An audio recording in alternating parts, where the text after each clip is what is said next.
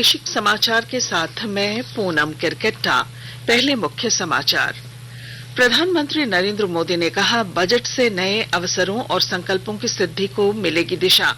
झारखंड समेत 4 राज्यों में पहले चरण में बनेगा प्राकृतिक गलियारा।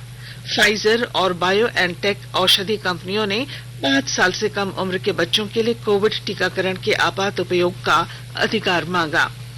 बीसीसीएल सीएमडी समीरन दत्ता ने आज से धनबाद के बंद खदानों के अवैध खनन स्थल की भराई करवाने का दिलाया भरोसा। और ग्रामीण विकास मंत्री आलमगीर आलम ने मनरेगा के तहत चयनित नवनियुक्त लोकपाल अभ्यर्थियों को सौंपा नियुक्ति पत्र। जिम्मेदारियों के सफल निर्वहन की जताई उम्मीद। और अब समाचारों से पहले जरूरी संदेश। देश के कई हिस्सों में कोविड का संक्रमण तेजी से बढ़ रहा है। हम श्रोताओं से सतर्क रहने और 15 से 18 वर्ष के बच्चों सहित अन्य लोगों को टीके लगवाने में मदद की अपील करते हैं। कोरोना वायरस का नया स्वरूप ओमिक्रॉन चिंता का कारण है। कृपया सुरक्षित रहने के लिए 3 सरल उपायों का पालन अवश्य करें। मास्क पहनें, 2 गज की सुरक्षित दूरी बनाए रखें, हाथ और चेहरे की सफाई का विशेष ध्यान दें। कोविड संबंधी किसी भी जानकारी और सलाह के लिए राष्ट्रीय हेल्पलाइन नंबर 011-2397-8046 और 1075 पर संपर्क करें। वहीं राज्य हेल्पलाइन नंबर 104 डायल कर किसी भी समस्या का त्वरित समाधान लिया जा सकता है। प्रधानमंत्री नरेंद्र मोदी ने एक कार्यक्रम में भाजपा कार्यकर्ताओं को संबोधित करते हुए कहा कि इस वर्ष का बजट जनहितैषी और प्रगतिशील बजट है। उन्होंने कहा कि ये नए अवसरों और नए संकल्पों की सिद्धि का समय है। श्री मोदी ने बजट में 2500 किलोमीटर लंबा और लगभग 10 किलोमीटर चौड़ा प्राकृतिक खेती गलियारा बनाने पर जोर दिया। उन्होंने कहा कि पहले चरण में इसे झारखंड, उत्तराखंड, यूपी, बिहार और पश्चिम बंगाल में गंगा नदी के आसपास लागू किया जाएगा। श्री मोदी ने वैश्विक महामारी की चुनौतियों से लड़ते हुए देश को आत्मनिर्भर भारत बनाने की बात कही। उन्होंने कहा कि बजट से आत्मनिर्भर भारत की नींव पर एक आधुनिक भारत का निर्माण होगा। प्रधानमंत्री ने बताया कि देश का एक्सपोर्ट बढ़कर 4,70,000 करोड़ रुपए के आसपास पहुंच चुका है। देश के 112 आकांक्षी जिलों में गरीब की शिक्षा, स्वास्थ्य, सड़क, बिजली, पानी के लिए जो काम हुए उसकी प्रशंसा संयुक्त राष्ट्र ने भी की है। श्री मोदी ने कहा कि इस बजट में कृषि क्षेत्र में सुधार के लिए कई प्रावधान किए गए हैं। इनमें ऋण सुनिश्चित करना, रिकॉर्ड समर्थन मूल्य, खाद्य प्रसंस्करण और स्टार्टअप उद्यमों को बढ़ावा देना शामिल है। प्रधानमंत्री ने विश्वास व्यक्त किया कि कठिन परिश्रमी छोटे किसानों को सरकार के इन उपायों से लाभ होगा। वित्त वर्ष 2022-23 के आम बजट में झारखंड को एक्सप्रेस वे और नई सौर ऊर्जा नीति की सौगात मिली है। केंद्र सरकार ने राज्य में उद्योग, आधारभूत संरचना, कृषि, आवास, निर्मल जल योजना के साथ डिजिटल शिक्षा के क्षेत्र में हो रहे विकास को बल देने के लिए बजट में प्रावधान किया है। झारखंड में नई सौर ऊर्जा नीति के तहत अगले 5 वर्षों में 5,000 मेगावाट सौर ऊर्जा उत्पादन का लक्ष्य रखा गया है। इसके लिए अतिरिक्त 19,005 करोड़ का निवेश किया जाएगा। बजट में नए प्रावधानों के साथ ही केंद्रीय योजनाओं में राज्य को हिस्सेदारी मिलने से झारखंड को भी लाभ होगा। राज्य में आवास योजना को बल देने के लिए प्रधानमंत्री आवास योजना के तहत 60,353 आवास का निर्माण किया जाना है। इसके अलावा 25,000 किलोमीटर एक्सप्रेस वे में से 4 सड़क परियोजनाएं झारखंड में शुरू होंगी। राष्ट्रीय उच्च पथ परियोजना इन सभी सड़कों का निर्माण कराएगा। राज्य में कोरोना के नए संक्रमितों की संख्या में लगातार कमी देखने को मिल रही है। पिछले 24 घंटों में 622 संक्रमितों की पहचान हुई है, जबकि 1,506 मरीज स्वस्थ हुए हैं। वहीं कल राज्य में कोरोना से 2 लोगों की मौत हो गई। राज्य में सक्रिय मामलों की संख्या 4,372 है। झारखंड में कोरोना से स्वस्थ होने की दर 97.74% है और मृत्यु दर 1.23%। सरकार ने लोगों से कोविड उपयुक्त व्यवहार का नियमित पालन करने और सतर्कता बरतने की अपील की है। देश में कोविड टीकाकरण 167 करोड़ 21 लाख के आंकड़े को पार कर गया है। स्वास्थ्य मंत्रालय ने बताया कि कल 57 लाख से अधिक टीके लगाए गए। अब तक 1 करोड़ 29 लाख से अधिक एहतियाती डोज पात्र श्रेणी के लोगों को लगाए जा चुके हैं। पिछले 24 घंटे में 2,81,000 से ज्यादा मरीज ठीक हुए हैं।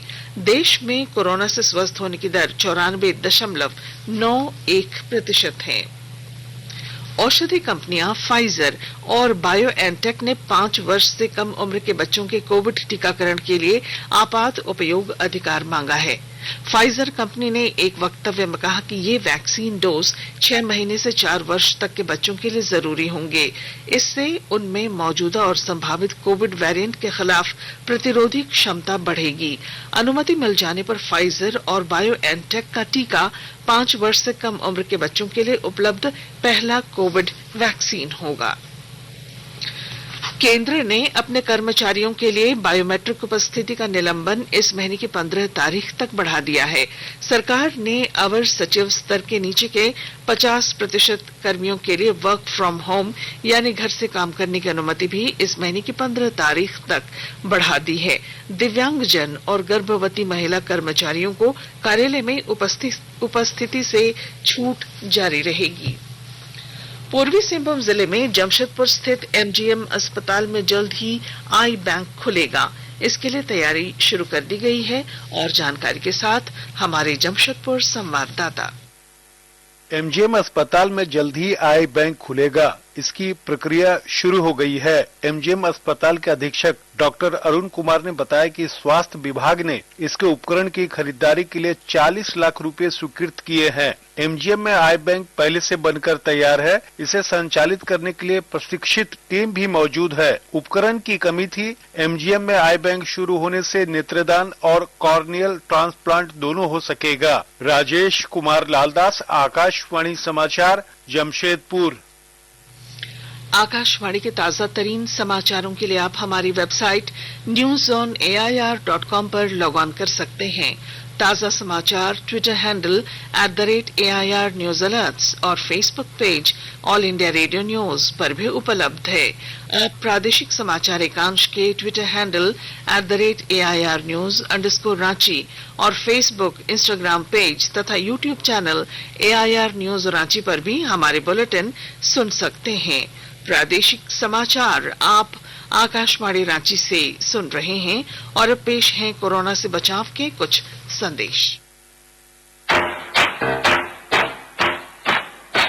चलो मिलकर एक शुरुआत करें, चलो एक फैसला आज करें, मास्क नहीं तो टोकेंगे, कोरोना को रोकेंगे, चलो इस इरादा करते हैं, चलो कुछ वादा करते हैं, मास्क नहीं तो टोकेंगे, कोरोना को रोकेंगे।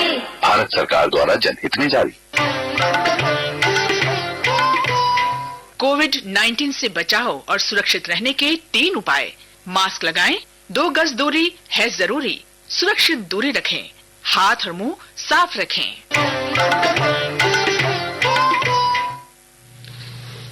प्रादेशिक समाचार में आपका फिर स्वागत है। बीसीसीएल सीएमडी समीरन दत्ता ने कहा है कि बंद खदानों के अवैध खनन स्थल की भराई आज से ही कराई जाएगी। कल धनबाद के निरसा अनुमंडल क्षेत्र में हुए भीषण हादसे में 12 मजदूरों की मौत के बाद बीसीसीएल ने इस दिशा में कार्रवाई शुरू कर दी है। धनबाद के उपायुक्त संदीप कुमार सिंह सहित विभाग के अन्य अधिकारियों ने इस दिशा में जरूरी निर्देश जारी किए हैं। उपायुक्त ने कहा कि अवैध खनन के कारण हादसे हो रहे हैं, इसकी रोकथाम के लिए लगातार प्रयास किए जा रहे हैं। अमृत महोत्सव के तहत आकाशवाणी के साप्ताहिक क्विज में आइए आप भी शामिल हों। आजादी के 75 वर्षों का पर्व अमृत महोत्सव प्रत्येक बुधवार शाम 7 बजे प्रसारित होने वाले प्रादेशिक समाचार के दौरान पूछे गए प्रश्न का सही उत्तर देने वाले एक प्रतिभागी इनाम का हकदार होगा। इसके लिए सुनते रहें आकाशवाणी रांची का प्रसारण।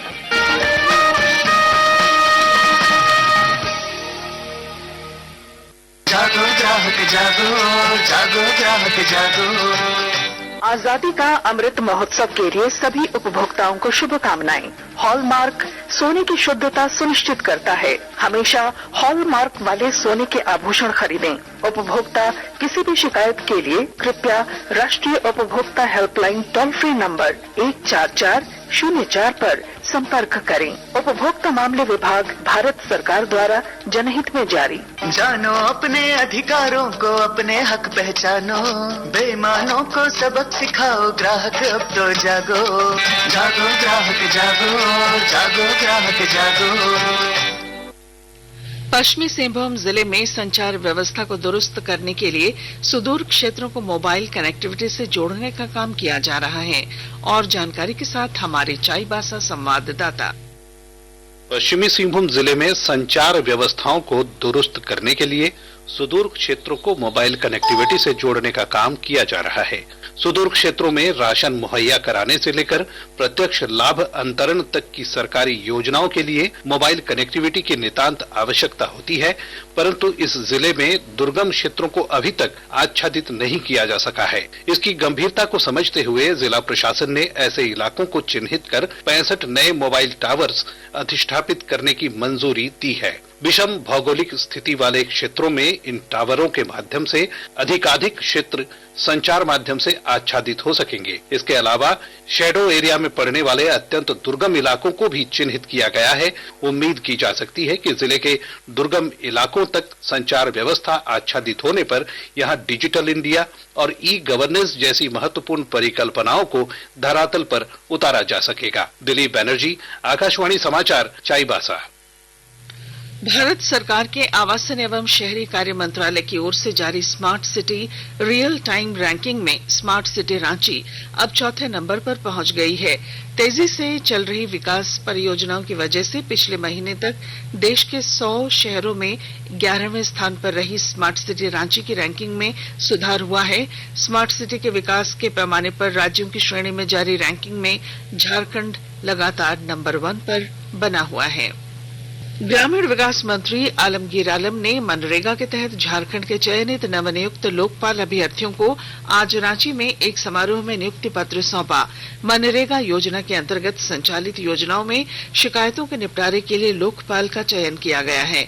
इस मौके पर श्री आलम ने उम्मीद जताई है कि लोकपाल अभ्यर्थी छोटी छोटी बातों पर ध्यान देकर अपनी जिम्मेदारियों के निर्वहन में सफल होंगे।